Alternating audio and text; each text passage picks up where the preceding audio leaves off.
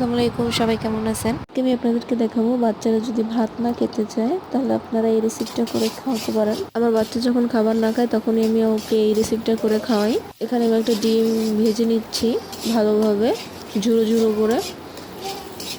তো এটা ভালোভাবে আগে ভেজে নেওয়ার পরে একটা বাটিতে নামিয়ে নিব।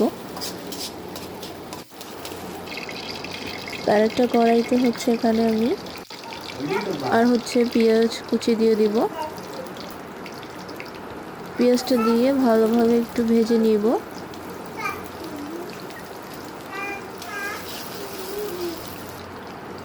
ভালোভাবে ভাজার পরে এখানে আমি গোশত দিয়ে দেবো, একটু স্লাইস করে কেটে রাখছি আগে থেকে।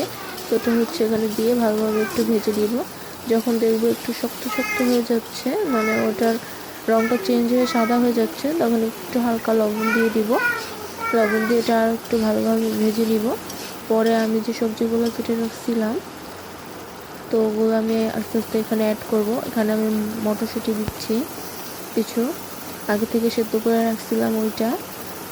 আর এটা একটু সামান্য সয়া সস দিয়ে দিব।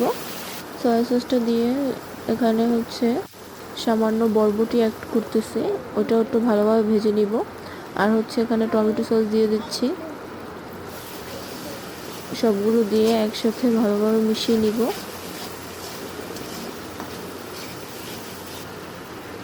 ভালোভাবে মিক্স করার পর এখানে গাজর কুচি দিয়ে দিচ্ছি।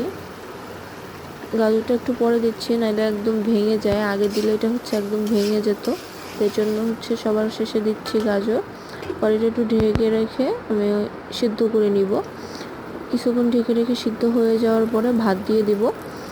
তো এটা আমার বাচ্চা খায়নি, তো দুপুরে ভাত রান্না করার পরেও খায়নি, ওর জন্য ওইটা এভাবে ফ্রাইড রাইস করে দিলাম। তো সবগুলো ভালোভাবে মিক্স করে এখানে কাঁচা পেঁয়াজ দিয়ে দিব। আর ভেজে রাখা যে ডিমটা ওইটা এখন মিক্স করে দিব। ভালোভাবে মিক্স করার পর আমার এটা কমপ্লিট। তো আপনারা ওইটা ট্রাই করতে পারেন বাসায়।